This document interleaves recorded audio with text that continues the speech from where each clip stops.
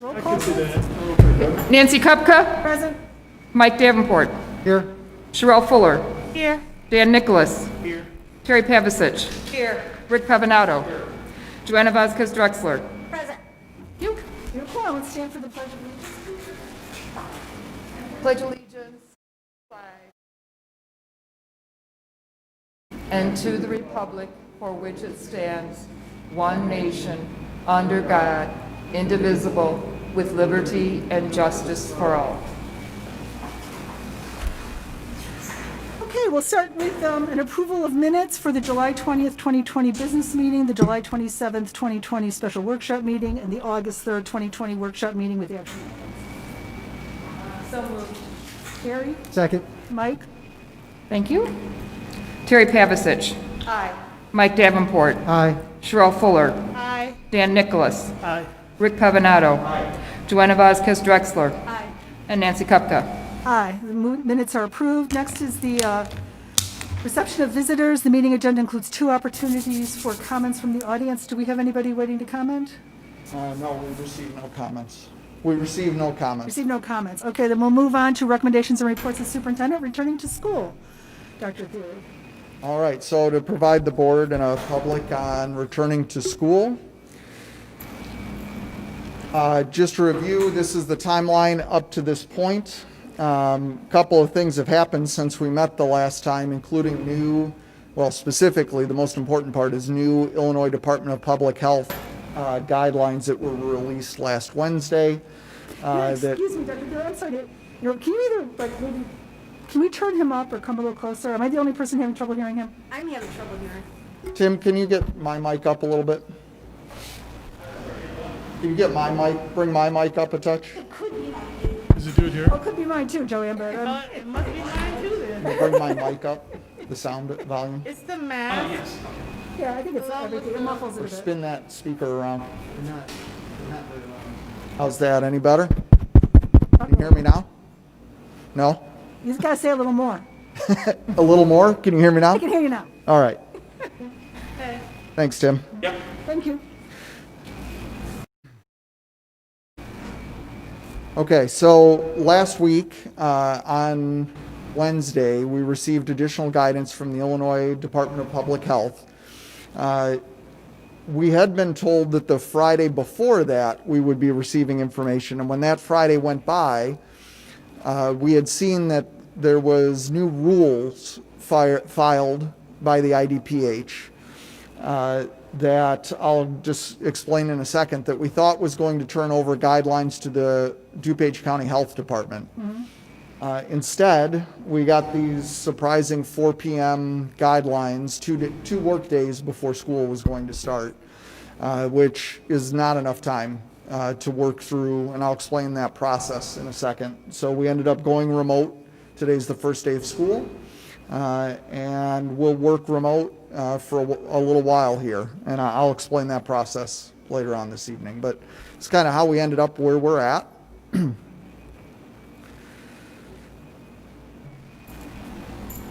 So the changes that we're really factoring in here is that emergency rule, the new guidelines that came out last Wednesday, which result in us having this week 1 modified schedule remote, which is really to get the year kicked off, get to know students, get to set up expectations, make sure that students can connect online and be up and working.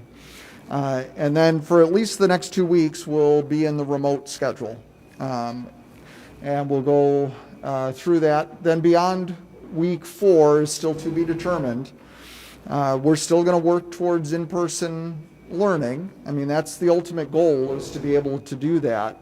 But we're still awaiting additional Illinois Department of Public Health guidance, including metrics. And I'll walk through that process in a second here. So this rule that I was talking about, what it basically breaks down and says that the occurrence of an outbreak amongst our, inside of one of our buildings is consistent with this clause, 690.30, okay? And then closure results in shifting to remote instruction as opposed to in-person instruction. So the old laws and rules around pandemics talk about physically closing a school building. The new rules talk about shifting from in-person learning to remote, as we did heading into today. If we look at this control of communicable diseases code that it references back here, all right, so there's the reference 690.30C. This is what 690.30C says. This is existing language around pandemics and outbreaks. So except in an emergency, which is the key, those first three words are the important part. This is what we need to find through metrics from somebody, from some health organization, whether that be the local health department or Illinois Department of Public Health. This is what many board members, including Dr. Kupka, have been asking for all summer. I had a meeting in July to talk with ISB about getting these metrics with Senator Curran. We're still waiting on them. But this is, the idea was that closing schools, or with this new law, new rule, moving to remote instruction, is done in cooperation with the local health department. Okay, so what it breaks down to, oh, I thought I had this screen up here. There's the rule. So except in emergency, all right, we don't consider closing the school except for as recommended by the local health department. Okay, this has been there for years. Okay, so the new rule points to the old rule. And in the end, what we believed last week was that we were going to get these metrics, that IDPH, through getting this rule passed, kind of told the local health departments, come up with metrics to provide your schools. Last Thursday morning, I was in a meeting with the DuPage County Health Department that had worked for the whole week with health departments around the region to put together these metrics. And then we were informed about an hour after that meeting that those were not what's going to be released because Illinois Department of Public Health would be coming out with metrics. Okay, so just feel like the goal just keeps shifting around between people, and those of us at the local level, whether it's those of us that are superintendents or those in the DuPage County Health Department, still continue to get late, unclear guidance from state levels. And this is just what has continued to happen all summer and is continuing to happen now into this week. So we believed that the local health department would be providing these metrics and guidelines. They were prepared to, but then were told not to. What we know all along is that no matter what happens with the metrics, it's really up to local superintendents to make the call as to whether we're in person or remote. We'd consult with the local health departments, but the way we understand it, it's still up to the local superintendents to determine this. We can argue all night about whether that's the right call or not, but that's where it sits. Ultimately, what happened was last week we didn't have any of this guidance to go on. But instead, we received this whole new set of guidelines that none of us expected to see. There was no advance notice. We got it the same time that the public got it, as has happened with state guidelines all summer. These are the major changes that were in there, but we really only had 2 days to implement them. Any of these guidelines require us to review the guidelines with our attorneys, require us to put processes in place, communicate them to our faculty and staff, and have it in place and worked out before students get here. 2 work days before students are going to come back, it was not enough time to do the legal review, to do everything that I just outlined. So really, we have all of these major changes. We know that there's more coming. We expect that sometime this week, those metrics and additional IDPH guidelines are coming. It's totally, I can't open school for in-person unless I know what the safety guidelines are to do so. So we need this time to understand it, to educate people, the medical review, the legal review of these kinds of things, and to build protocols. Okay, so just a quick overview. This went out in the message to the community, but just to review in case any board members have any questions about it. This is really just to narrow, there was a lot of concerns in that document that we have. But the key concerns that kind of just flip the switch for the administrative team here to say we can't come back in person are these. So this old guideline close contact was 15 minutes at a time. Now it's 15 minutes over the course of an entire day. In a high school with passing periods and buses and common areas and classrooms, activities occurring after school, it's nearly impossible. I don't know how we could ask any student to tell us add up all the time you spent with people, who did you spend 15 minutes more with 3 days ago? I mean, it's just not likely that anybody's going to be able to track that. We'll look and see if there is a way of tracking that, but we haven't sat down to even work through it because we've been working on just getting school started. The next one is documentation of assigned seats, taking photos of assembled classes. So part of the whole purpose of bringing students back for in-person learning is so that they can move around and do things in the classroom and somewhat interact with one another. I don't know how we track every time a student moves in a classroom and run a stopwatch for every time they're next to somebody different. It's impossible. Yeah, I mean, Requirements that are impossible for anybody to meet. yeah, these are very difficult to meet. The next one was 2 confirmed cases of infections occurring within 14 calendar days of other individuals within the same classroom would be considered an outbreak. So that would meet that criteria then to go from in-person to remote learning. The challenge we have in the hybrid model is to meet all those other requirements of keeping people 6 feet apart. We have all of these intricate schedules of A, B, and kids that are there on different days. So just because a student is positive for COVID and was in a classroom, now we have to sort out, were they in the A group or the B group? Were they both at school at that same time? Were they out of school? So every one of these is now a logistical challenge to work through to find out if it meets that criteria. Are they together on the same sports team? Are they, where could that nexus be at school? Tracking that is not something that we had worked through up to this point. Then there's a whole part in diagnostic testing, this new requirement about anybody who displays COVID-like symptoms while at school needs to get tested. Well, right now, testing is a challenge, and turnaround is a challenge. It's 2 to 4 days on average to get a result back if you can get a test.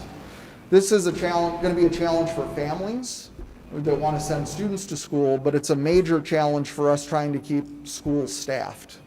That somebody's going to be out for 10 days or when a result comes back, but if a result doesn't come back for 4 days, they're still out for at least those 4 days. It starts to become very challenging to staff a building this way.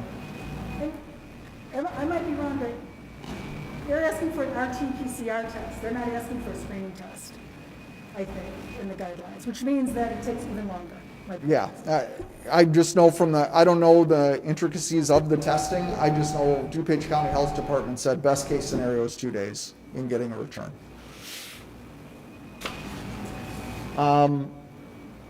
So this one is, if you have COVID-like symptoms, but you don't have COVID, you still need a doctor's note saying that you don't have COVID and that same negative test result. This, for some of our families, will be a major challenge. And for some of our staff, doing that is a major challenge. If you add on top of that, if you have reoccurring symptoms that are COVID-like, you need to go through that same process, but then have a negative test on a weekly basis to return to school. I don't know how I'm going to staff a building with that, especially if you're waiting 4 days for a result every time you go in. Even if somebody tried to do this, I don't know how it's manageable for any individual to go through that level of testing on a reoccurring basis. How many weeks would this go on? I mean, as long as COVID exists. So once you've had COVID-like symptoms, Correct. So if you have I ongoing... now have to get a test every week for now till who knows when. Till who knows when. So if you have seasonal allergies and you're showing COVID-like symptoms, you need a doctor's note that says you have COVID-like symptoms, or you have seasonal allergies, and then weekly you need to get tested to make sure that those symptoms aren't due to COVID, they're due to your seasonal allergies. So seasonal allergies is gonna knock out a third of the student body has allergies from September, It'd October. knock me out. So, according to this guideline, the only way they could participate in school is to have this doctor's note and a weekly negative test. If they have ongoing COVID-like symptoms. I mean, even financially, I would think that's going to get disastrous. Correct. This is a pretty big burden on any individual, staff or student. All right, I'll let you. I'm finished going through all these guidelines, and I have some Yep, questions. this extends now to also household members. So if a sibling comes home and has COVID-like symptoms, or a staff member comes home and their child has COVID-like symptoms, or spouse, they are now quarantined for 14 calendar days. You cannot, you must be quarantined until an alternative diagnosis is made or a negative result is received, test result is received. So we're in that same kind of this delay. So you could start to see, for students, it's going to be really difficult for teachers because you're going to have kids on these rotating calendars of when they can leave, when they can return. You know, I have 6 kids today, I might have 7 tomorrow, and then 3 the next day. You know, there's going to be in-person learning. You start to get to, this is not going to be a quality experience for anyone if kids aren't coming back on a regular basis, if teachers can't come back on a regular basis. It just becomes not a great experience for anybody. So this is when the administrative team took a look at these as they came out. We were already concerned about what the metrics might say about returning, which we still haven't seen yet. But seeing these things, we realized very quickly that this would be a challenge to meet. I discussed them with the DuPage County Health Department. After having a discussion with them, I decided that the most prudent thing to do with 2 days before school started was to just immediately shift to remote learning.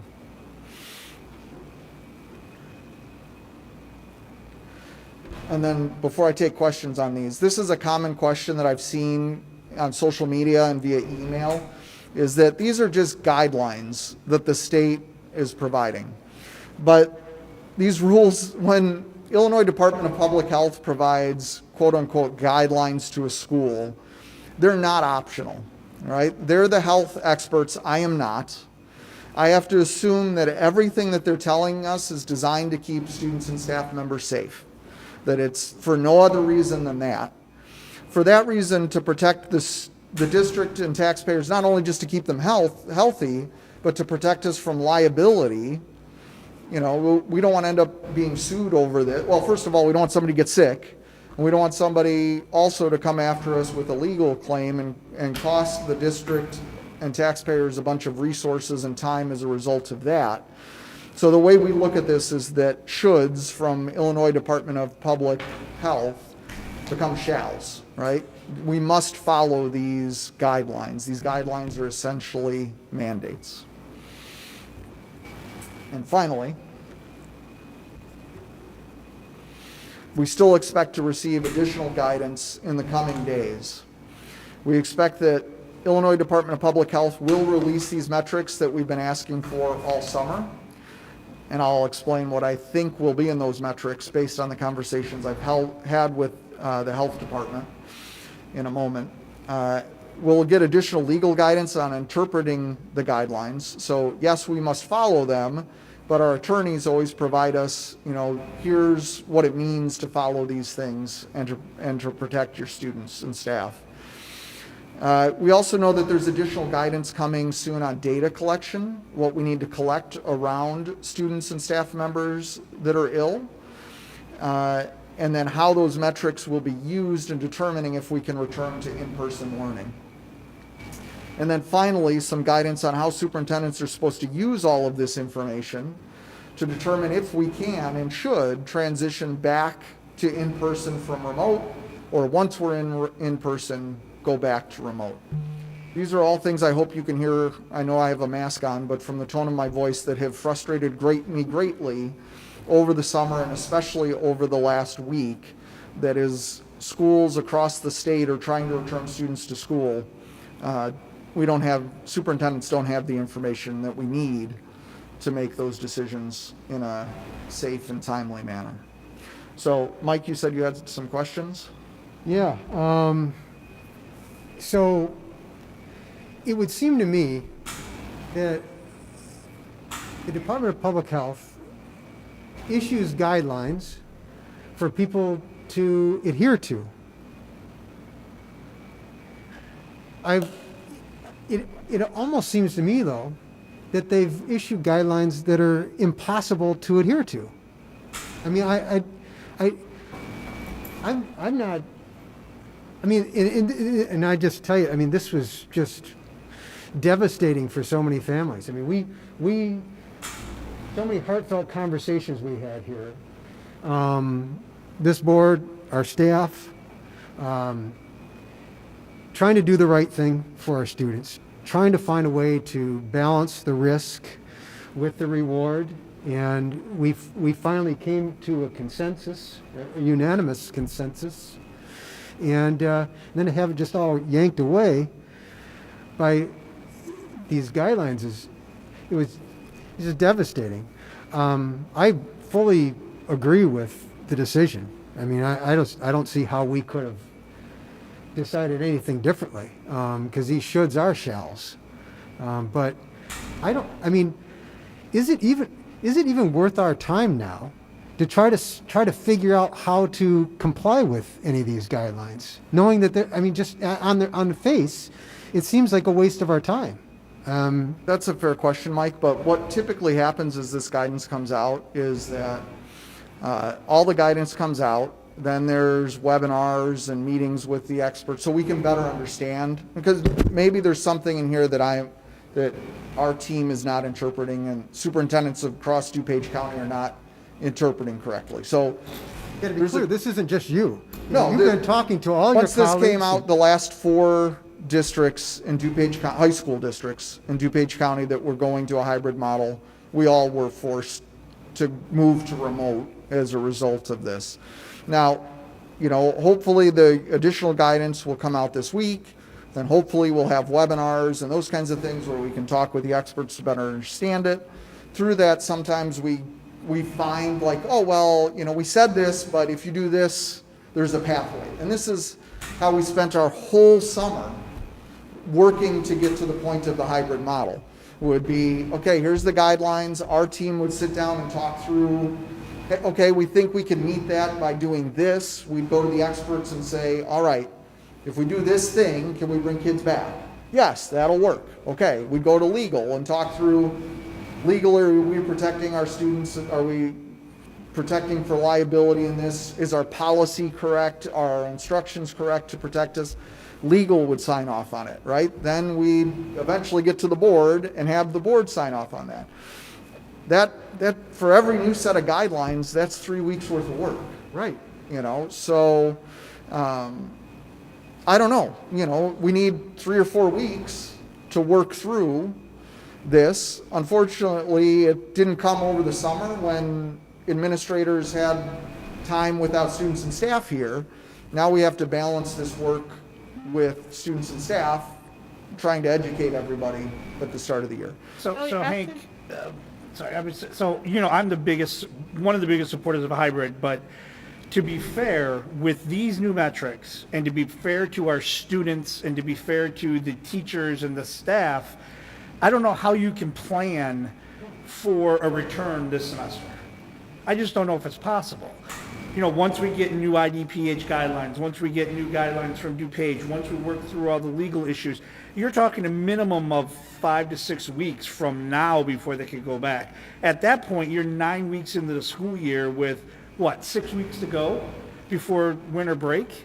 And the teachers sitting there not knowing whether or not they're gonna be in classroom or out of class, I mean, I share your frustration, it's just very frustrating, but at this point, at what point would you recommend, and this is gonna sound bad, I don't mean it this way, but I just don't have a better expression. At what point do you pull the plug on the semester with wanting to go back to school? Yeah, I share that same So question. here's, when I read through all this, I almost felt like they should just make a call at this point, and maybe they have, by Right. saying, because how does the administration keep wallowing through this week after week, because now we're actually have started school. Right. So, yeah. You I'd give like people- at you least give people- I'd like at least the opportunity to see what the new guidelines are this week. See if after they've seen this and seen how schools have had to respond to it, if if sometimes clarifications come out, there's different stuff that comes along. And give us, another week or so here to see what the next round of guidance is, and then from there, make the decision, especially because inside of that will be the metric pieces, which I'll kind of explain what I understand those will work like in a second. So I'd rather not throw in the towel today or this week. I'd rather get the week started. We already were planning on remote for a couple of weeks. Give it time for the dust to settle on this and see if it's realistic. No, I was just gonna say, for instance, the one about going from 15 minutes to 15 minutes a day, 15 minutes at one time to 15 minutes a day. Is there any explanation that's provided of how we went from that measurement, that metric, to the other metric of? No, the guidelines did not come with Okay. rationale. Just wondering, because that's such a drastic change on the guideline. It is a drastic change. Many of these are drastic changes. Okay, just wondering. It still doesn't, Terry, can you speak into the? I'm sorry, it still doesn't sound like it's, can you hear me? Not well. Must not be on. Just speak up. Gotta get Pull real, the get mic real close to it. It's the mask. Yeah, I know. It's hard to talk. But, and it doesn't address that when the regular flu season comes into play. Because, all of those symptoms are very similar to the flu season symptoms. And, that's going to put us right back where we started from, and that could start middle of October. So, I agree. that doesn't give us a whole lot of time in between. Yeah. I'm really sharing Dan's feeling on this. I mean, the saying, fool me once, shame on you. Fool me twice, shame on me. And I don't trust the state. I don't trust that if we could even submit our plan to them and have them approve the plan, I don't trust that they would, we'll get right close to it again and they'll yank it from us. I don't think there's some sort of nefarious rule on the state. I mean, these guidelines, frankly, except for the 15 cumulative minutes, are no different than a business or even a hospital for healthcare workers. The difference is the setting. Because it's easier to manage in a business Sure. or even in a hospital. Sure. It's almost impossible to manage in a congregate So- setting like a school. Right. So why don't they just come out and say, in those settings, it's just not possible to do it. The schools should be closed. Because Mike, I think in some of the smaller schools, it is It possible. is possible. Because then you would lose like one class Okay. out of a school, right? In a smaller Right. elementary school district, Sure. this might be absolutely possible. But- But in a big call it school on- district, we were talking tomorrow, we should have been bringing back almost 2,000 people to this building. Yes. When you talk about the number of contacts people have and the number of staff it takes to run that setting, Yeah. you can see how this falls apart here. But if Right. you're in a small school district of, same teacher with the same group of kids in the same classroom all day long, you might be able to manage that. But in a big, huge high school like ours, these become too weighty. Well, Why- then put some metrics around the size of the school. Yes. They could have done that. These are our guidelines. If you are this big, Yeah. I don't, But you also have to think about the community you're in. So if you're in a school in the middle of Illinois that is at a lower number of cases per 100,000, it's different than, we're currently at 91 or 93. So there's just a lot of factors. It's a moving target. Coming out all the time. well, one of my things I was thinking about through our whole deliberation, and back in late July, when I said I was leaning more towards remote, one of the reasons for that was because I saw an inherent dependability in that. You know, that there is a predictability. Everyone knows what we're doing. We know that's not, you know, they can't take that away from us. And we can plan on it. And everybody can just wrap their arms around that, know that's what's going on, and plan accordingly. And at this point, you know, so I'm okay with, if we want another week or two or what have you, see what else the state comes back with. But at some point here, I'm more comfortable committing to something for the rest of the semester and just working on that. One of the items in our board meeting tonight are, you know, goals and you know, the fact that we're not working on so many other things right now. And so when we talk about weighing the risks and the benefits and everything that we're doing right now, you know, I'm concerned about how much we're losing in terms of our educational planning and reaching and achieving those goals, because we're working on this, you know, we're building on quicksand here, and you're going to come up with another brilliant plan. The last plan was brilliant. I mean, I think our hybrid plan probably is a model for any other high school of our size to potentially use.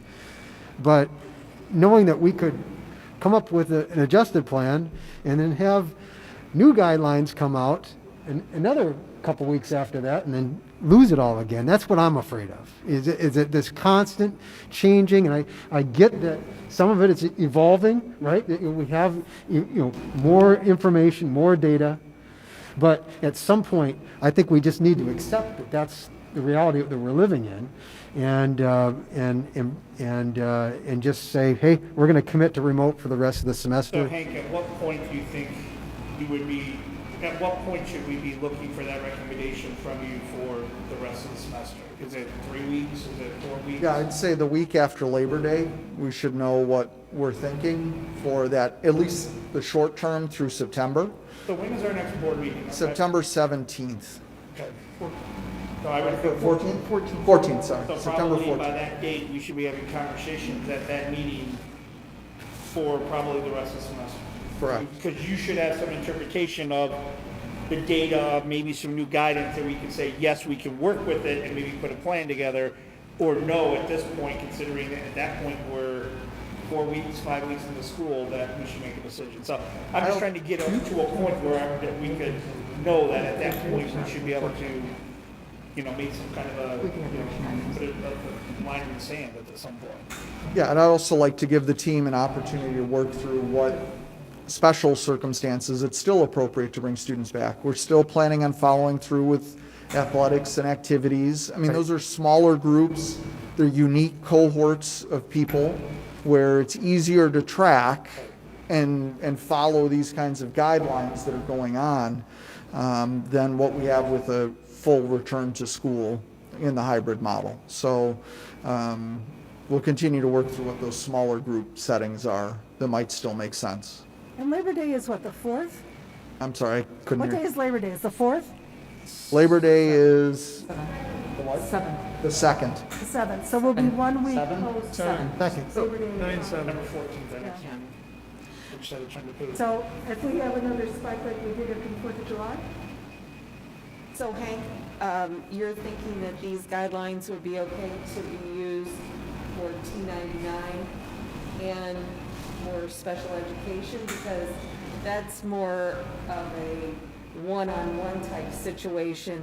Now, You know, is that gonna really be a problem for us to continue their education? so T99 is starting remotely, and as they evaluate how they might be able to work through these in that setting, We have to be careful when we use the term special education, because there's students across a wide range of experiences within special education. course. So, no, I mean, that's what our team needs time to work through, is to figure out what scenarios still fit within these guidelines where we can maintain programmatic instruction, and which ones are just out of bounds, won't work within these new things. I just don't know that yet. We need, we immediately switched to just trying to get the school year up and running remotely. I don't know if you've seen the pictures, but Ed and Janice and their teams have literally thousands of boxes lined up, and they're starting to pack those so that students can get their materials. I mean, they've been working nonstop to get all of those things pulled together. So, I mean, it's shifting gears and focus. Right now, we got to focus on that. Once we get the year established and up and running, we can start talking about what kind of in-person might work. And by then, hopefully, we'll have the rest of the guidelines, the full picture to work from. But I think having a date like the 14th where we can let students, let parents, let faculty, let everybody know, I think that's... I think that's a fair date. That gives us enough time to do that It's a work. good goal. I think that's fair. Well, I wouldn't promise anything. Well, I also want to say that as much as I've lost a lot of faith in leadership from above, I have 100% confidence in yours and our team. And I think you've done an outstanding job this summer, and to get us to this point here. You've been very transparent, and I know that brought with it a lot of people getting to see things and learn things as it was happening, and it brought criticism along the way, and comment, and maybe made things a little more difficult. But I think, our team's done a great job, Hank, and I wanted to say that tonight. Thank you. All right, so to just review a couple of things. So this week is this week one modified schedule. Students aren't meeting in the full remote schedule yet, right? We're following that same modified schedule we would have followed this week to get to know our students, all right? So we're really focused on building relationships with students, getting them set up into routines, getting them their resources, and getting the year started. And then next week and the weeks after that, here it is, you've seen it, it's up on the website. And then for the next 2 weeks, I didn't change the line underneath. We're always working on establishing a relationship. But then week 2 and 3, we work on establishing that remote learning schedule and making sure that works and is effective. And that's in this more block style schedule with access periods in the middles of the day so students can get help when they need it. So that's where they'll be for the next couple of weeks. So returning to school considerations, we talked about a few of these. So these are things that we'll consider between now and September 14th. How to meet these guidelines, what those additional guidelines are, and the metrics. Especially I expect that some of those metrics are going to be built around community outbreak and what that looks like in our overall community around DuPage and Kane County, and also within our own school district. So in the many meetings that we've had over the last week around metrics, these are things that we expect might be included in these. This isn't by any means I'm saying that they'll be there, but these are kind of terms and concepts that we've heard tossed around in all of our meetings with health leaders. So the idea of incident rate, so that's how many per 100,000 per day or per week type of metrics. How many COVID-like illness hospital admissions that there are in your area. A huge one is diagnostic testing turnaround, right? As we talk to the health department, they continue to tell us the fact that a student or a staff member that appears to have COVID can't know within 24 hours if they truly have it, because then when you get to the point, if it's 4 days later and now you're trying to truly contact trace, it's too late, right? You can't remember all of that stuff by that time. And as you've seen to get people back in a timely fashion, we need under 24-hour turnaround, if not quicker, on these results. And then what are those individualized school metrics that we're going to be tracking? And what other localized conditions would be in place that would be factored into this? So what that means is if there's community metrics that say, pick your whatever number it is, but it's an outbreak in a couple of long-term care facilities that are driving the numbers up, it's not necessarily in the population of students you're serving, the health department will factor those in as we discuss, is it appropriate to be closing schools or, moving schools to remote learning if we were in person. So as I mentioned, all of these remain with the superintendent in consultation with the health department. And they would be making recommendations that it's okay to come back in person or the metrics seem to indicate that, right? Or they indicate that you should not be, it should be fully remote, or it should be somewhere in between. We believe the metrics right now are pointing to somewhere in between, which is why we're remote for instruction, but we're still allowing athletics and activities in some shape or format to be here. If the metrics get so bad, we might have to cease those activities as well. Or if the metrics get better, maybe we can open things up more. But we're still waiting to see what those metrics actually are.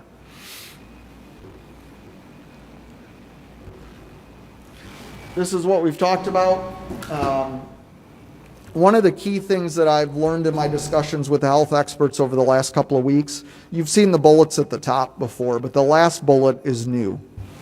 And what we've come to understand is all of the safety measures that we've put in place inside of our schools are only effective to a point. If community spread is too great in our community, our safety measures will no longer be effective. And a great analogy or a way of describing it that we've come up with the health department is kind of the idea of your airbags.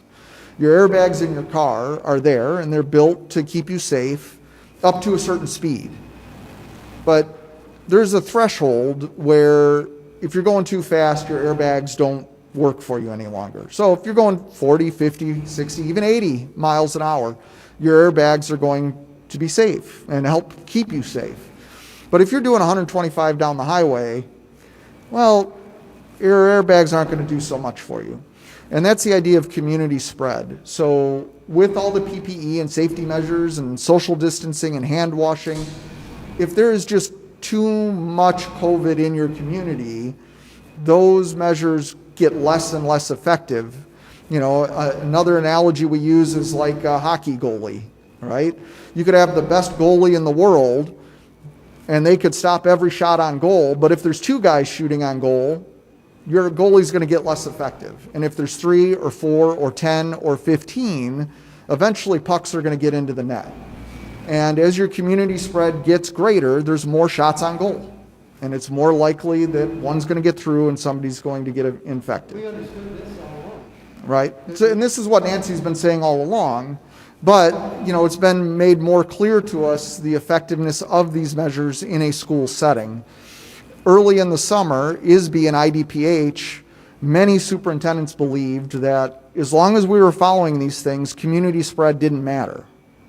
Right? That these measures would keep you safe in a school setting regardless of how much COVID was present in your community. Or at least they'd be safer in your school than they would be in your community. But it's becoming more and more apparent in these conversations with the health experts that there's a threshold that it's no longer safe to bring students back to school, and those are the metrics that we're waiting to receive. Couple more things for you here. So here's the ongoing challenges as I see them. Availability of testing, the availability of students with 10 days and 14-day quarantines and those kinds of things, ongoing symptoms, the availability of staff for those same reasons, the fact that we have new guidelines we know are coming and unknown metrics that are out there, and that the rate of community spread definitely will impact our ability to come back in person for either small groups or large groups. So the best thing that the community, this is what the health department keeps telling us. If the numbers go the other direction like they were in June, early June, we should have everybody back at school following the hybrid plan.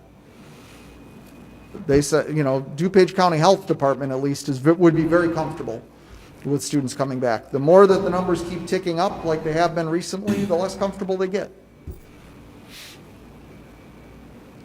All right, any other final questions on this topic?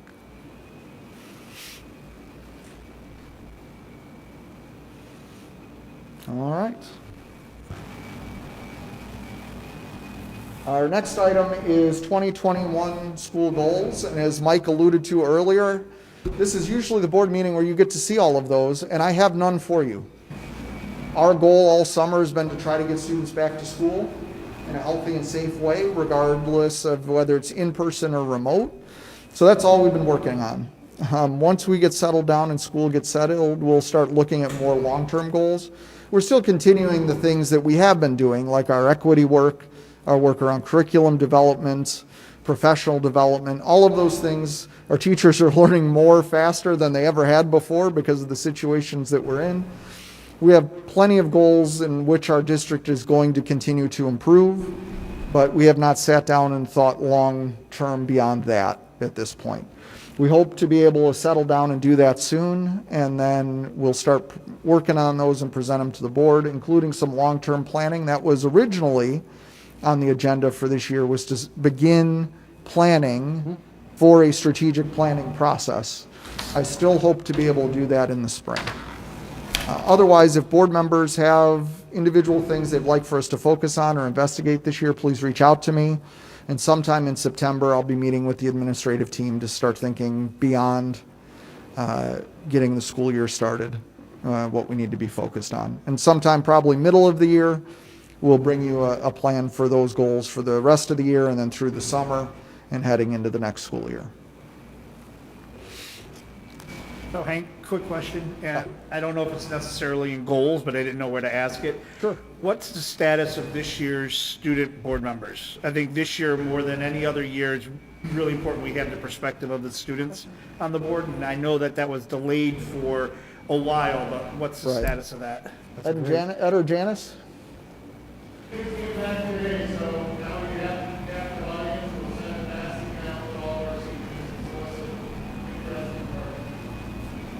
So hopefully sometime in September, we'll have them up and going.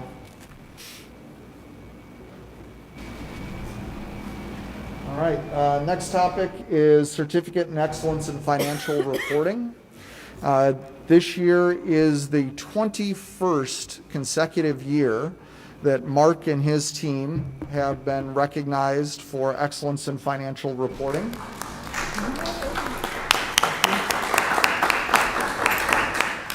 Every year they get this nice plaque, and we are running out of spaces to put all of these plaques. So Julie got to work on a project earlier this year and went out and got a brand new plaque There we go. that has now on here 20 of the 21. Well, I think, or maybe it has all 21 on here now. So, and we have room for more, Mark, so don't let up now. But Mark has also been recognized. He should have already received a long time ago the Monarch Award, which is an award that recognizes the top CSBO in Illinois. He was supposed to receive that in the middle of COVID when this all started in the spring. It was delayed till the fall. But I think the board and I hope the community recognize that in Mark we have one of the absolute best controllers and business officials probably in the country here within District 99. This type of recognition, 21 straight years of this. I joked his department can finally drink now. They've gotten that old. I mean, that's a long string of doing it right and great work on behalf of the taxpayers and the citizens of our district. So, Mark, thank you for all of your hard work. Thank you. Thank you, Mark. Thank you. And Jeree is our bouncer out in the hallway. She's part of that team as well. Thank you, Jeree. That's something, it's a team that does this, and Jeree is a big part of it, and the HR department, every department has to pull together data to get this thing updated, so it's a good team project for us. So Mark, you get to work with Jim to figure out where to put this. It Okay. weighs about 90 pounds. Yeah, and there's some open You got spots, some that's open good, spots? that's good. Yeah. So you still got work to do. That'd be great, thank you. All right, so with that being said, we'll transition into the tentative budget. Yeah, and, in spite of getting the certificate, the Certificate of Excellence is really in reporting. It's putting together a document in the right format so that you can be compared to other schools, but also you can fully assess where a district is. It doesn't mean that your district's in good financial shape. Doesn't say that. It just says you can, someone reading the report can determine what shape you're in a fair way, and it's done with all the international standards, actually. So we've got a tentative budget here to look at, and in the 26 years of my being here, it's been the toughest year and the hardest year to even know where we're going with the education delivery model, and putting some room in the budget for those things that may come up, more things that come up. There you'll see some nurses that we could possibly contract for when we bring kids back into the buildings, for support in that area. And a lot of little details like that are built into it. But I'm going to hit the highlights. The first thing I'd like to do is catch the revenues graph. And you see right in the middle of it, there's a nice green bond proceeds, if you can see that. Yep. $10 million bonds. This is a working cash bonds that a couple of months ago, as we started to realize this was going to be a problem, we came out of last year and we were down in a lot of key revenues. If you look at that column, other than the property taxes, which one segue here is that property taxes this is why we use property taxes to fund education. They are stable in our economy.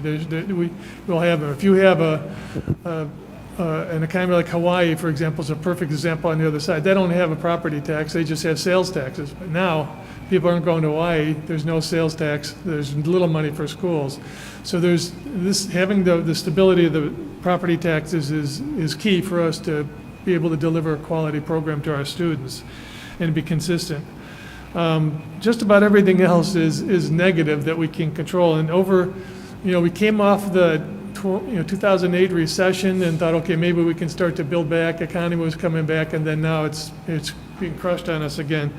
The last quarter of last year and the projection in this budget, we have $2.8 million of reduction in local revenues. Interest, food services, registration fees, other local, and it's not really a reduction in registration fees in amount, but we expect more waivers, so they think there'll be waivers of that amount, just because of what's happening in the economy with unemployment. And we're guessing at some of these numbers. We don't know how bad they'll be, but we're trying to protect and get the best document we can in terms of the projection for our budget. So other than property taxes, general state aid and federal aid are both up. State aid really is just, we always talk about special education, transportation, and that the money that we spend out this year, we get reimbursed in the following year. Well, we had a really big year last year with special education transportation, and so that's what that 250 or so thousand is. That's all one line item pretty much. It's pretty much the special education reimbursement that we expect. And that's only if the state keeps it at the same proration level of about 83%. So they give us about 83% of what we spend in that area. And the condition that the state's in right now, we don't know. But we're taking a hopeful, they rarely do cut special ed though. It's usually the last thing they cut from the budget in the last proration that they make. So we're optimistic that they might still do that. The federal is up only because we did get, or we have a grant or an allocation, I guess, of the federal COVID money to our district. The first one was about $308,000, and we're hoping to get some more this next year in addition. We haven't received that $300,000 yet, but it's part of it's built into this year's budget. And we also expect possibly another round if they get to some kind of agreement politically. Is that federal money? Pardon? That's the federal money? Yes, that's the federal bump. So those are the two big things, and the revenue side, other than taxes, that look good. Everything else, like I said, $2.8 million has been hard, and we were hoping to turn this budget around, but a few months ago, several months ago, we started talking about working cash bonds, because the district has always had some safety nets. It's always been one of the safety nets that I've known we could go to in a pinch.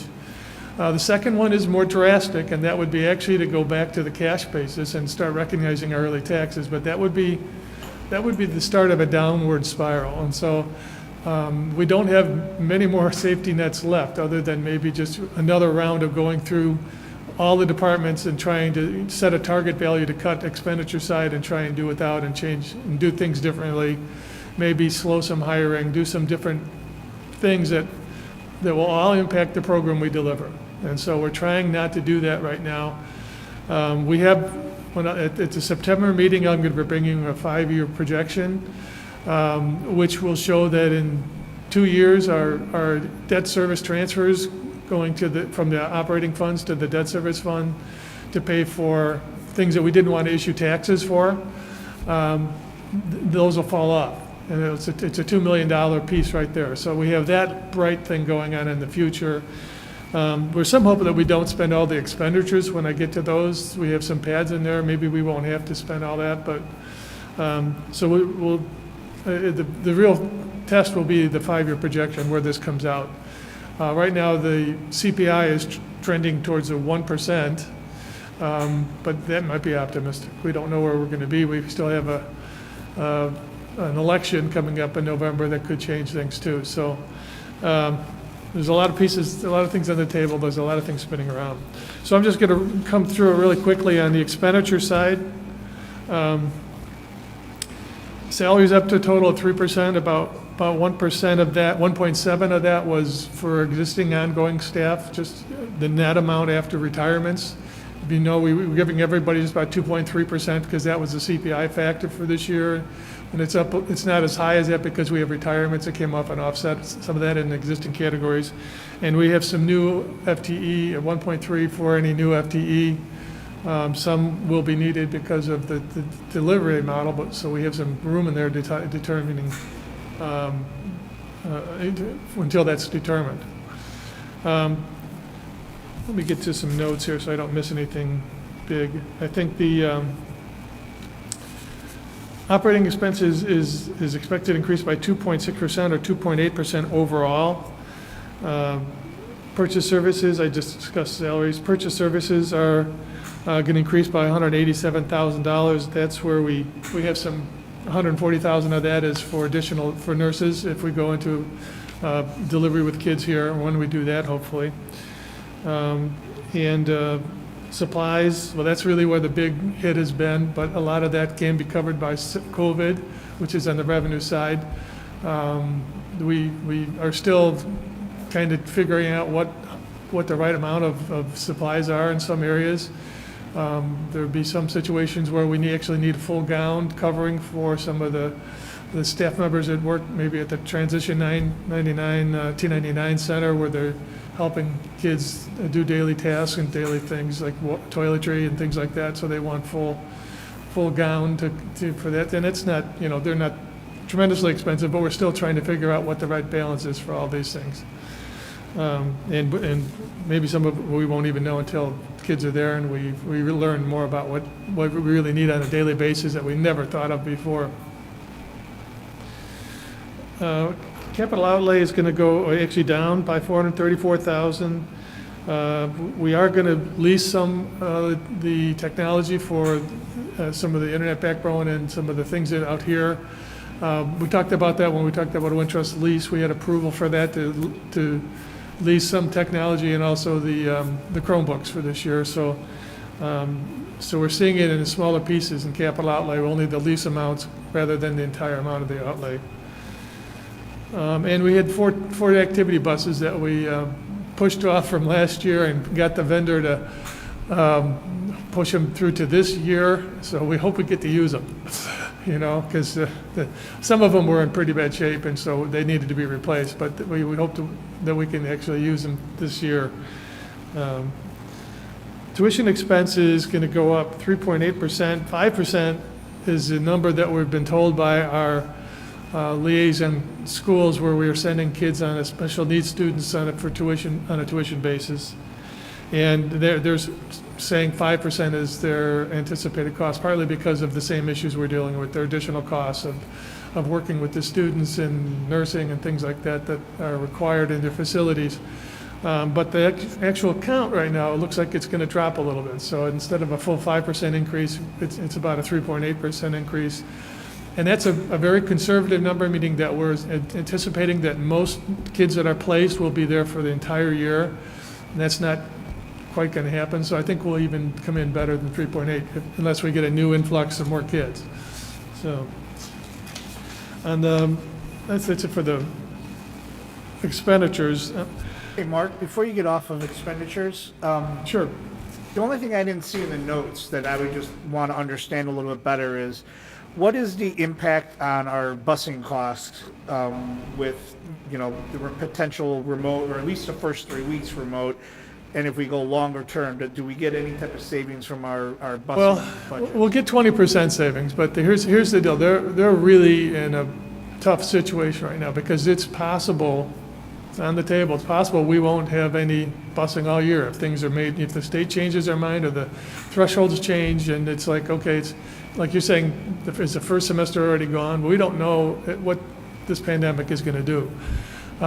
We had a meeting with, I had a meeting with the bus company along with our 2 center district, the business managers. And last year they accepted 40% of what the normal fee is to try and keep their drivers in place and at least have a majority, if not all of the drivers needed to run our routes. If we just picked up the phone and said we need them next week, they would do their best to get all the drivers they need. And the reason that they were able to do it so low, some districts paid 80% last year. Hinsdale, I think, paid 80% last year. We held out for 40% because a lot of their staff took unemployment, and so they were on unemployment and could be called back pretty quickly. That's running out, and so they're not able to do that anymore. And so now we're feeling the full 80% likelihood. We haven't finished negotiations, but that's probably where we'll be with the transportation. And that's only, we're going to get a list of the drivers that are assigned to us so that we know who they are, and so that if we flip the switch and we say we need them, that they better not have been unemployed for the last 3 months when that happens. So we're going to have a verification of what we're paying for. So we're going to pay for 40% of their overhead costs of leasing the terminal. That's not an owned company, it's a leased terminal, leasing the buses, so all those things, they're fixed costs that they've got to keep paying to keep them in business, and then 40%, another 40% up to that amount for the drivers, to keep the drivers in place. So and it pains me to pay for that, for not getting any service, but it also means if we want to really get the kids back in the building at some point, even if we do the hybrid method, we need busing. We need to get the kids that are out more than 1.5 miles to get them in. So we do need to, I feel we do need to keep them. Now, will that 80% number change if 3-4 weeks from now, the determination is made either by us or by the state that fully remote for the semester? Yeah, if it's done for the year, we'll stop it. I mean, we'll stop it for this year because there's no way, it wouldn't work even if they kept them through May. They're not going to keep them over the summer and as well, and so they'd have to start from scratch the next year, I think. And we'll have to work through that because if we're still able to bring back some kind of programming for athletics or activities or small groups of students coming in, we still would have some busing needs. Yeah. So, this is some of the stuff we still need to work through as we get the rest of the guidelines, and, there's still work to do here. And you could conceivably need more buses than less. Okay, I can't hear You you. could conceivably need more buses than less. Yeah, we could need more rather than less if we end up bringing students back. Especially, right, with the protocol, if it's like 16 kids per bus or something, Yeah. reduced, you're right, you could end up with needing more for athletics or activities. Some of the earlier guidelines we saw this summer were 11 students on a bus, and if our routes are capped at that size, then you're going to need a lot of buses to even just bring in small groups of students rather than all of your students. So, Do we have any feeling about the solvency of the busing company? They're the largest in the world, which also means they're probably hurting more than anybody in the world right now. But that's why at least in Illinois, this has been the common, somewhere between 40 and 80% last year, and now everybody's getting pushed up higher. It's possible they go up, but it's nothing we can really determine at this point. If we're doing what we can to try and keep this terminal open, and they may be having some other terminals to close back, so we'll figure if this one's solvent at least, maybe they'll keep it running. Yeah, I think there's a balancing act here, right? Absolutely. And because part of what we would be paying for is for there's there to be available buses down the road when we need them. Sure. If they go out of business. we can't do it without busing. The other big expenditure that's in the contracted service is food service, and they're having a worse problem, right? So we are working with them to see how we can keep their program running at the lowest level, and doing that through the free and reduced lunches to students, and doing whatever we can to get those lunches out and getting them preparing those lunches for us and helping us, and then we deliver them. So how is that working, Mark? I mean, are they, is there some transparency? Are they showing us their books, that sort of thing, to justify? I mean, they're definitely, I mean, they're not gonna, there's no fat in what we're paying them. Actually, we're paying them for actual sandwiches, and we're telling them, bill us for we want to keep them solvent. And Yes. they have virtually no revenue other than what they make for us in those sandwiches for free and reduced. And it was a fairly large volume of activity when we included every student under the age of 22, because it was not requiring you to be free and reduced. It was anybody in the community. Well, they haven't renewed that piece, and so now right now we're looking just at the free and reduced group, and we have approximately 1,100, 1,200 kids that fit that situation. And we need to get a good number of those, at least half, I would hope, to keep them viable, to keep some staff going here. But I know they're making cuts, and we may not see the same faces, but hopefully they can get up and running when we need them. For them, it would be not as hard as the drivers of the buses. The buses have to go through a CDL program. It's a 2 or 3, it's at least a month wait for them to get up to speed. And before I forget, related comment to busing, our buses that we've purchased that we're not using right now, The activities. and this would go for any of our vehicles, I know, is Jim got something going where those do get used every now and then, just so that we don't incur damage from things sitting and not getting used. So there can be brake problems, other mechanical yeah, problems. we'll maintain our fleet. Yeah. Yeah, I mean, just to keep them running so Yeah. that there's not, from sitting. Yeah, and actually, we have a mechanic. We have a mechanic on staff in the district, and so this is when he makes up all the repairs on it and fixes the brakes and, I know that road tests them, so. they need to be driven every now and Yeah, then. Just yeah. take them around the block, that sort of thing. So Well, we'll give them to staff to take home, if that's a recommendation. Tank will be driving the minibus home. The only problem is when you forget that you're driving one of those when you're driving to Burger King, and you take the top off. It's a convertible. Operating funds? Yeah, so let's go to the operating funds, and this is the story that's, this is why the $10 million is in there, and actually, how sad is this, that on $10 million, with the current interest rates, we'd probably earn $75,000 worth of interest if we didn't need it at all throughout the year. It's just, they're really ridiculously low rates. But using that $10 million and assuming we're successful with that request, non-referendum request, we would be able to stabilize our funds pretty quickly. And probably through the course of the year, if you look at the ed fund, I did some shaping around back between the funds in terms of allocating revenue so that we would keep the other funds like the building fund, transportation, and IMRF positive at the end of the year. But the ed fund is where, it all falls. That's the biggest fund, and that's where the largest negative would, I'm just kind of condensing it for you to see where it is. But we might be able to transfer somebody from transportation, for instance, or even operations and maintenance, and not tap the working cash. But ultimately, we would probably tap the working cash for at least a couple $1 million this first year. And my goal with the five-year forecast would be to try and recover that money that we're losing these years.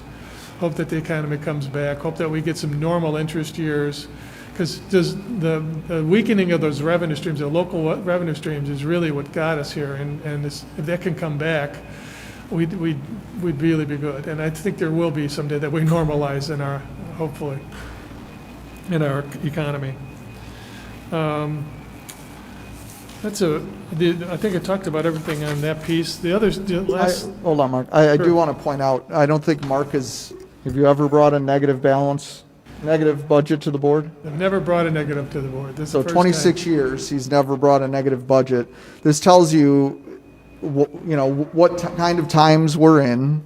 And also, when you look at this, you have the ability, this board and this community has the ability to tap into this $10 million of working cash bonds. That's $10 million of $30 million that's available to the board to use in the case of an emergency. I think that these current times fit that definition. There are many school districts that do not have this safety net to tap into.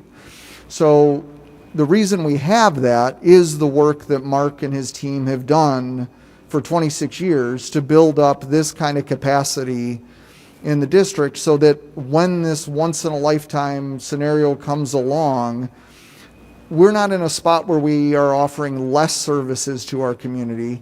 We're in a spot where our community needs more services from us, and we're able to offer those. And I know a lot of people would look at a $2+ million deficit as, oh my goodness, what has the district done wrong with their finances? What the citizens here in this community have gotten is unprecedented times in so many different ways right now, and the ability for a school district to amp up services to meet the needs of the community because of decades of good, sound fiscal management. Where other school districts are looking at how to do cuts, we're looking at how do we support kids in the best possible format.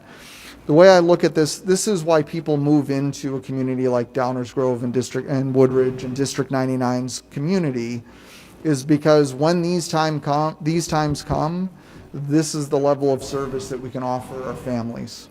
And I think that this is a success story of the finances in this district. This is not a negative story of the finances that we have in our district. And, we always say that those kinds of funds like working cash bonds are rainy day funds, or our case of emergency break glass. Well, it's raining and we need to break the glass.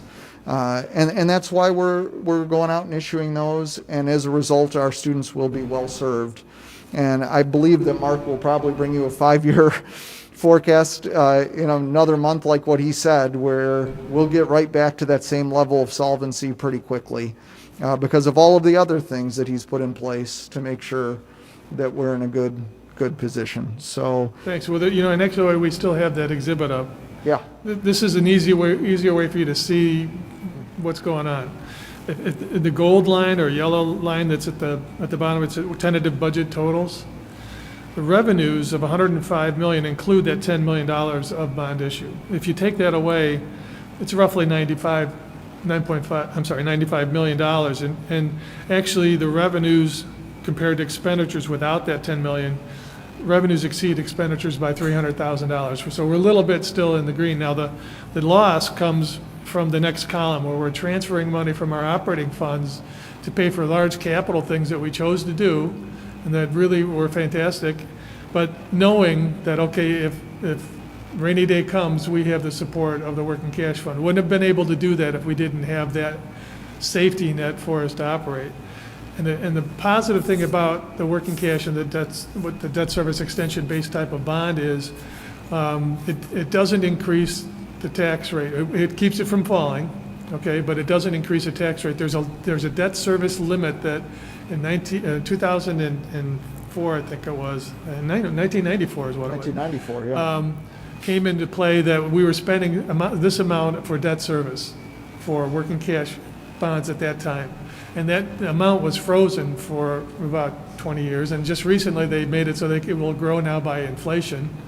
But it was the same $2 million for 20 years. And now we can, it's gone. I mean, it's available. It's opened up again because we've been paying it off and been using it for different things. In fact, there was years when it was zero, but we issued some life safety bonds and some other things like that, and we used that without increasing the tax rate to individuals. So it's not letting it fall. I don't want to say it's not an impact to a taxpayer, but it's not something new that a taxpayer is going to take on. And if they were, actually, $2 million is about 1/4 of what our referendum was, and it was $65 for the referendum. So it's somewhere in the $15 to $16 per $300,000 of market value of a house. So it's That won't drop off their taxes. that won't drop off. In how many years? It's not a lot of money. Actually, we're feathering it over. You won't see any of this impact until about 3 years out, and then it goes from 3 to 7 years. So it's really spread over, the next 7 years is when we'll be repaying for these bonds, being the principal and interest on the bonds. So it's a very nominal impact, and it's a very smart safety net. We could have gone $20 million, I think, with it, but if we use $10 million, we can still go back to that same authority. And so I'd rather force us to live with just this amount right now and still have some more safety net going into the next decade or so. So this, for clarity, this bears repeating. So if you own a home in District 99 property that is worth $300,000, a few years from now, you'd see No increasing your taxes. You would have seen it drop by $12. okay, if now you- that, now you that won't drop's see not that. going to happen. Yeah, you won't see it. We're filling in that stream and taking advantage of it for up through the next Right. 7 years. And it's only like a couple $100,000 the first 2 years because we have life safety bonds that are already taking some of that. So the headline here is that your taxes are not going to be going up. Your taxes aren't going up, and instead of dropping by $12 in 3 years, they'll drop by $12 in 7 years. Right, Yeah. But in the meantime, the community sees no reduction in services as a result. right. That's the headline. And get back on track. Beautiful This will thing. stabilize us. I mean, this is a beautiful thing. Yeah. All right. Maria, did you want to say something? Or did you have a question? Oh, sorry. I have a question, Mark. The last thing Oh, there's a question? I just had, for our health benefits, do you have any sense of what's going to happen to our costs? Well, actually, right now, we're putting money back into the health benefit funds because we raised the premium by 5%. And it's actually, we've had very few, I mean, maybe a lot of elective surgeries have been put off, I believe, or had to be. So we're running at a positive right now. And we do anticipate raising that next year, maybe another 5%, 3 to 5%. And so in January, it'll increase. So now it just affects half of a year. We already know our rate for half the year. And so that's allowing for that. But I would like to just keep that flat. You never know what's going to happen. We might get some really big costs because we are self-funded for our largest plan, our PPO plan. So we do have some risk there. We do have some reinsurance that covers it at a certain level so that we won't have a huge claim, but we could get a bunch of little ones, So, yeah. So the non-operating funds are debt service and capital projects, and that's what's up in the yellow. Those are the funds that I don't show you on a quarterly basis because they're pretty much, they're so large, and if we tried to average them out, it would throw kind of the comparisons off. But this is showing that for debt service, we're going to have $4.8 million sitting in the account now from taxes that we've received. We'll have revenues of new taxes coming in, $11.8 million. We'll be spending $12.1 million. We'll also get some transfers in of 2.7. That's coming from the operating funds that we saw in the fund balance exhibit, 2.7 million coming in. And it'll have a little bit higher balance, 7.2 million at the end of the year. And this is just for debt service. It's the master facility plan and all the things that with life safety, all those expenditures that are related to some kind of debt are paid through this fund. And it's primarily taxes, and the transfers in are the revenue stream for that. Capital projects, that's the master facility plan. I don't know if you noticed, we've done a little work around these schools. For that one, we're just taking the White and Company does a projection for me to tell me where they think it'll be. It's been kind of sliding up on us, so we've been doing a little bit more because the school's been empty. So we had to we had to adjust some of our investments so we could, have the dollars to pay them as it went through. This last month was about $9 million of work from the prior month. So we've been trending around 5 million or so a month. So they got a lot more work pushed through in the last couple of months, and some of it is a lot of the stuff here at South with the theater, the auditorium, all the costs for those materials were part of it as well. So that's a capital project. They're saying approximately 56 million will be spent in the next fiscal year, getting us towards that goal of getting it done. The long-term debt on the bottom is just to let you know what we've done. The top one is what's paid from debt service taxes, so that's what the taxpayers pay every year is for those bonds. There's $119 million. Most of that is a master facility plan of $136 million. But that's still what's outstanding at the beginning of the year. This assumes we're going to issue 10.3 million for working cash. 10.3 is because of the 0.3, 200,000 of that is going to be needed for interest to pay off before we get to the next tax cycle. And then we have $100,000 in there for issuance costs. It probably won't cost all of that, but that's what we put into it. If it doesn't, it'll come back to us in our debt service fund. And then what's paid from operating funds is the bottom. This is what we've done. Very few districts have gone out, issued debt certificates, and done this out of their operating funds. And this is next to the certificate of excellence, maybe it's probably the thing I'm most proud about, is that we pushed and found new ways. The extension for the Norfolk Road, science labs, and upgrades we've done in the past without going to the taxpayers. So I'm always very proud of that.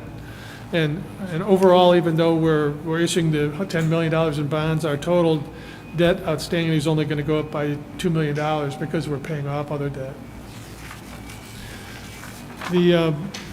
So I know I've been talking too much, but we're going to try and get through this last piece. The other thing we'll do is this budget. We'll probably put this budget out tomorrow in this format, but by Wednesday we'll have it in the state format if it's approved by the Board of Education. We like to use that form.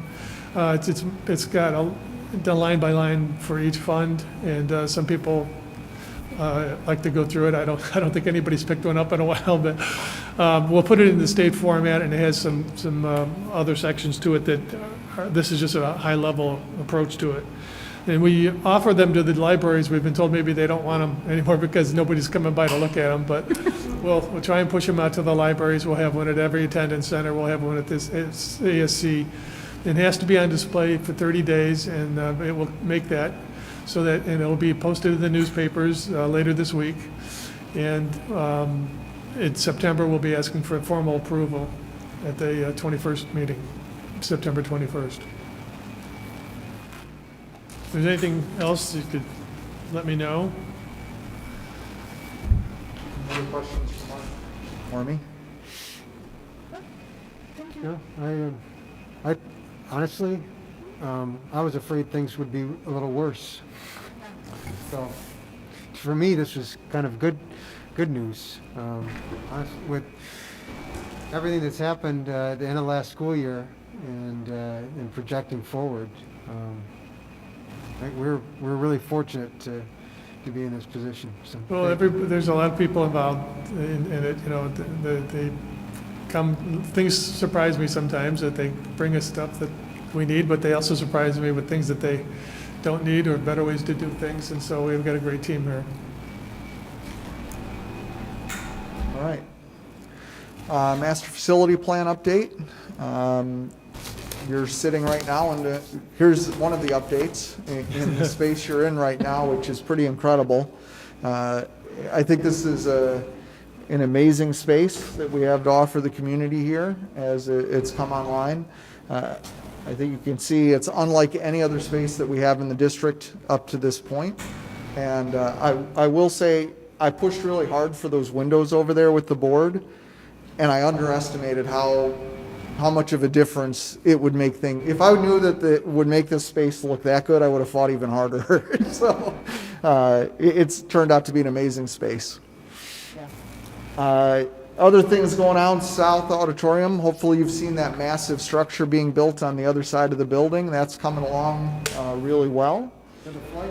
Fly tower is up, and now they're going to start building the structure that comes out in front of that, which is the black box theater, the theater classroom, backstage, all of the theater shop, washrooms, dressing rooms, a variety of different spaces that come in from there. South Commons is on the inside of the building, but the steel is up for that. We have the grand staircase steel in place. If you're able to peek out into that space, you really get a feeling for how enormous that Commons is going to be when it's in place for the start of the next school year. The North Gym, it is gorgeous. That new floor is unbelievable. The space is great. The amount of natural light that comes into the multi-purpose room, the gym, the alley, that Commons area is pretty impressive. And the Culinary Arts Lab is in place. The library has been redone. When you enter into the building now from the Forest Street entrance, one of the most drastic changes is that instead of looking up at the second floor and seeing some display cabinets, you look up at the second floor and see this grand entrance to the new library, and it is just breathtaking to see the change that makes over at North High. Hopefully, board members, over the next couple of weeks, you can reach out to me and I can get you on a tour to see all of these changes. Budget-wise, we continue to track pretty similarly to where we have expected to be for the last couple of years. The big number to look at is contingency, $3.7 million. If you remember when we started the project, we wanted $1 million remaining in contingency heading into the last year of construction. We're almost at 4 times that amount, even with the changes that we've made to improve the campuses. One of the projects we'll start working on this fall, and one of the things that will be a goal that we'll bring to the board. In this, we had always told the community we would be touching a certain percentages of our hallways and classrooms as a result of the construction. One of the things that we've always wanted to try to do was, if we had money left there, to be able to touch every classroom and make the lighting, the floor, the paint, the writing surfaces, what we call, make it light and bright, freshen up all of those spaces and make everything modern. We also wanted to try to eliminate the feel that we saw in some of the visits we made to other buildings, where students talked about like the Jetson wing and the Flintstone wing, where one part of the building felt really old while another part of the building felt really new, and students didn't want to end up in the Flintstone wing, right? So we believe, and we're going to work through the math and the exercise here this fall, that within that contingency, we'll have enough to have every classroom and every hallway match what you see here, with the fact that it will feel like it's been a renovated space at the end of this project. So we hope we're able to do that. We're going to bring a plan for that, and then hope that we have that contingency sitting there, or plan to have that contingency sitting here to do that work. So one of the goals and projects we'll be working on. I'll voice some of my early support for that too, knowing that in our current situation, because the plan all along was that that we would do those things, but it'd be coming out of our capital, and we would do it over a period of time. Correct. And knowing the unpredictability everything that COVID has brought on, our likelihood of being able to do that out of our budget going forward is definitely reduced. And so it seems like it makes sense to take advantage of this opportunity, because of course, another alternative would be to not do those things Correct. and rebate the money, right? Correct. 4 years ago, I didn't expect that this would be here, right? I expected that we'd have to work hard to keep $1 million in here for this last year. There's just so much that we've touched and so much is unexpected. Like at North High, where we opened up the elevator wall and a steel beam is just running through a wall that nobody ever knew was there, right? Well, that comes out of contingency to fix that. But in the end, we've done a great job of managing the budget in this project. And I thought 4 years ago I'd be coming now and be presenting a plan to fix all the Flintstone parts of the building over, like you said, a 10 to 15 year period, right? But I think, we're going to have this opportunity now to finish off all the spaces. Also, to give credit where credit is due, it speaks to the great job that our architects and engineers have done as well. Because it's something I pride myself on is, on our projects, that we do for people. Historically, we've had something like a 1% to 3% contingency for our projects, which is kind of unheard of, because we do a lot of things on existing buildings. And they certainly had all kinds of things here that could have been unknown. And they obviously did a very thorough job of documenting and anticipating work that needed to be done, such that that work was part of the bid process, which saves us money. Because every time there's something more that needs to be done, you don't have as much leverage once the contract has been let as you do ahead of time. So doing a great job in detailing and anticipating saves clients money, and White has definitely done that for us here, and so they deserve credit as well. So I just want to put that out there. This is great. To have this much left is really not the industry norm. Yeah, we're outpacing, like I said, where I expected we would be. The other couple of numbers to look at are unlet. That's the amount we have left to bid in our work. You can see there's not much left. It's only about $1.2 million worth of work or products or those kinds of things to go out to bid.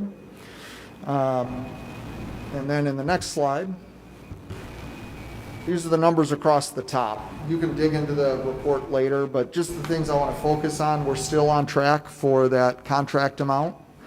We're well within that guaranteed maximum contract of $122 million. The contingency, we have about $2.8 million worth of furniture and equipment to buy. That's to fill those common spaces. Yes, Nancy? That include, so that 2.8, that doesn't include updating the Flintstone section? No, that doesn't include, this includes all of those other spaces. So auditorium and the commons, which are some pretty big spaces with equipment and furniture that we need to fill.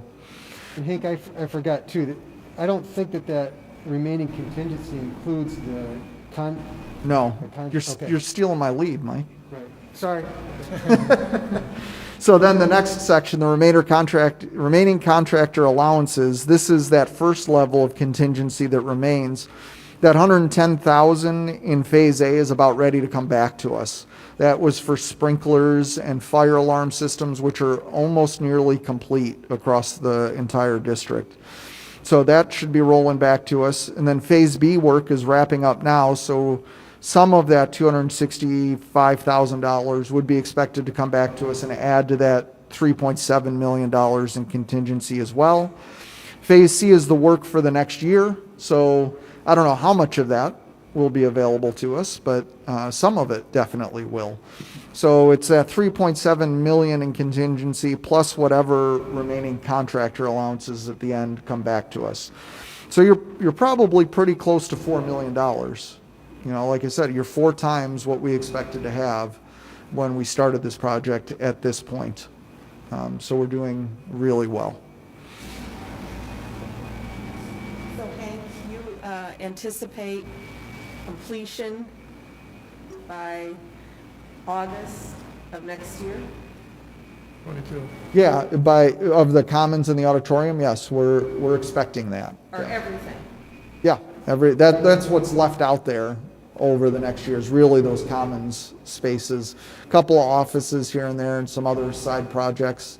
And then if we add in those spaces that weren't as originally, inside of here, the classrooms and hallways, we'll have to make sure that those can fit and get done in that time as well. We're on pace for all of our spaces here to be ready if we bring students back in a couple of weeks, except for that southeast corner at North High, which we always expected would be somewhere in October that those would be available. That was a major project and ended up with a lot more unexpected problems inside of there than we had originally anticipated. So, like I said, hopefully board members, you'll find a time and we can get you on a little walk. It's a long walk, especially at North High. Julie went on it with me today. Bring your walking shoes because especially north, I mean, we only didn't touch the admin wing this summer and maybe the fine arts area. Otherwise, there was construction going on in every other part of the building this summer. They saw a lot of work done this year. Some people may be expecting that because the buildings don't have all the students in it, that somehow the work could be getting done a lot faster.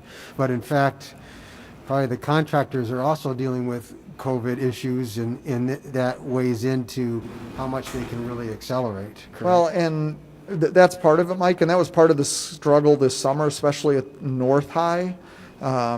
Rick has commented greatly about the amount of truck traffic and how it backed up there by Dan and Rick's houses.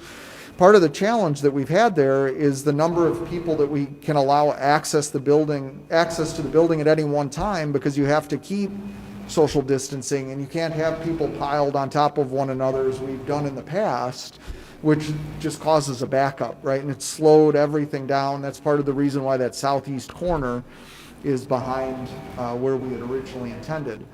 On the other side of that, though, is the fact that the spaces that we're working on are all standalone spaces. So the auditorium and the commons, we had anticipated would be being worked on all year long because they aren't spaces where students are going to be, right? So it's not like having students here helps us speed that up anyway, because we weren't going to have construction going on around students during the school year anyway. So it might provide us a little more access, but not a ton more than what we expected before.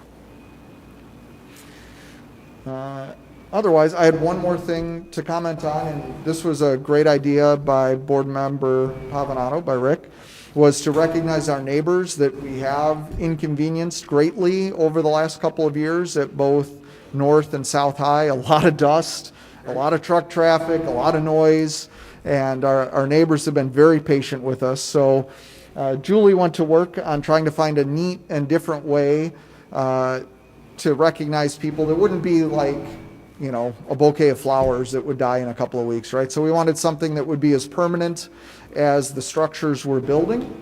So Julie went and found a nice small company that has put together these cool little boxes. You can see on the front is the Building Futures logo. That was the logo for the project. And inside this cool wooden box, I'll pass it around so you can see it, is this cool hammer that inside of it has the district logos on it. So we'll be presenting one of these to every one of the neighbors I'll write a little handwritten thank you card to each of them.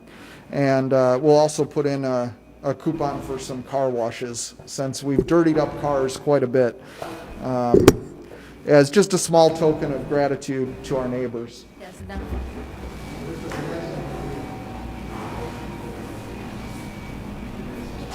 So we thought that would, it's something that's nice and will last a while.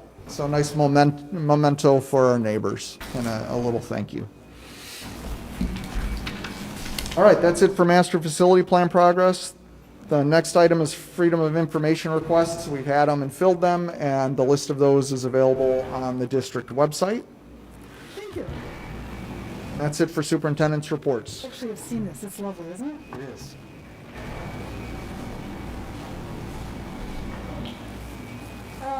Thank you, Dr. Kelly.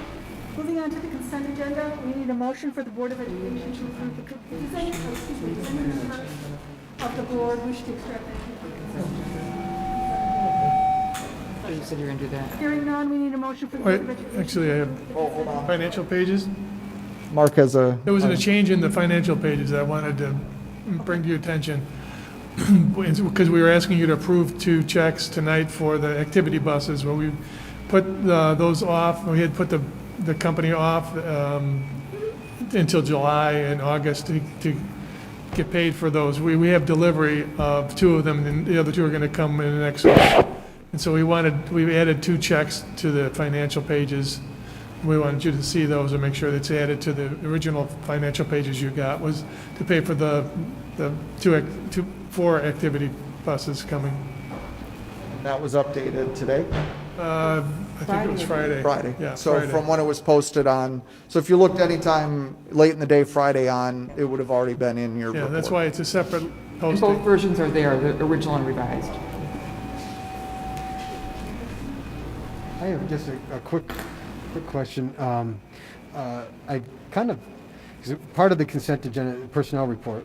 So I know that we had, in our anticipation of going to hybrid, we were looking for teachers to fill spots. Is that something that we've put on pause, or?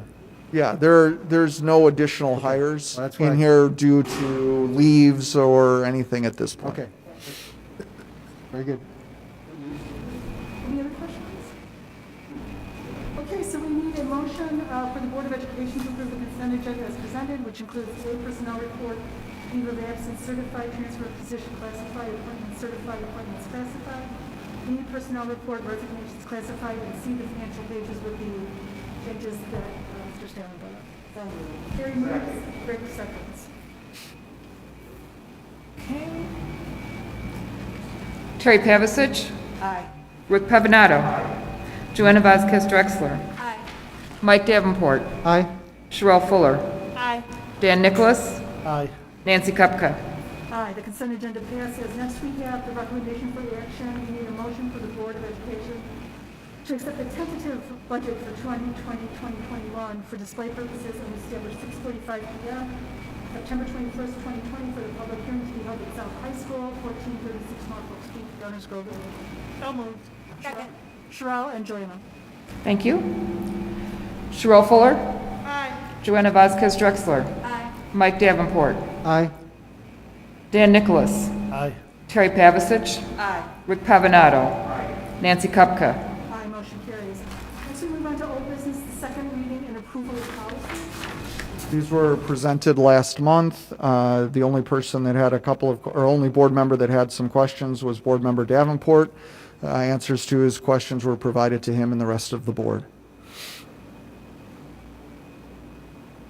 So do we have the motion for the Board of Education to approve policies as presented? So moved. Second. Terry and Joanna. Joanna. Terry Pavasich, Aye. Joanna Vasquez Drexler, Aye. Mike Davenport, Aye. Sherelle Fuller, Aye. Dan Nicholas, Aye. Rick Pavanato, and Nancy Kupka. Aye, the policies are approved. We have a second reception of visitors. Do we have anybody? Are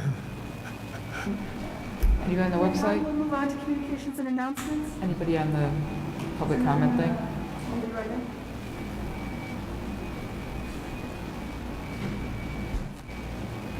But I'm going to just see if any other comments came in. We can go back. Let me just look right now. No report?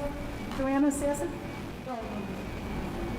Carrie, foundation? We are in the process of approving bylaws. Everyone has to send us approval because we're not meeting in person for various reasons. And we're also working on a way to have pizza wars in February. So it will look a little different, maybe, depending upon how things go. But that's our big fundraiser of the year, so we want to make sure that we don't lose interest in that. So that's what we're Excellent. working on. That's good news, Terry. And is the foundation still collecting for families in the community? What? I'm sorry, Is the foundation still collecting for families in the community? yes, they are. Yes, they are. Yes, the foundation is collecting for families in need due to COVID-related needs. It's on the Education Foundation website, ef99.org, and so far, they have raised, I believe, over $26,000. Yes. And those funds are available for our principals to use. Right, the principals help us identify families in need and then distribute those funds. Excellent. Big thank you to our community for reaching Awesome. out. Mike, I'm sorry, Terry, were you done? That's it. Okay. Mike, IASB? Nothing other than, as we all know, the III got canceled. So there won't be a conference to go to in November. I don't think, Is it canceled or is it remote? what I read was it No, was it's canceled. canceled. Totally canceled. There wasn't any, there's nothing, so. Was it? The III conference in November has been canceled, and there's no remote sessions or anything like that. It's canceled. Do we have anybody for the reception of visitors, Dr. Taylor? No other comments for the reception of visitors. Thank you. Okay, we have two upcoming board meetings. September 14th, we'll have a workshop meeting at 6:30 PM where will be determined, and September 21st, we'll have a regular business meeting, again at 6:30 PM, again to be determined in its location. Do we have anything else? Otherwise, we will need a motion for adjournment. I move we adjourn. Mike? Second. Dan seconds. All those in favor? Aye. Aye. All those opposed? We are adjourned. All right, thank you, everybody.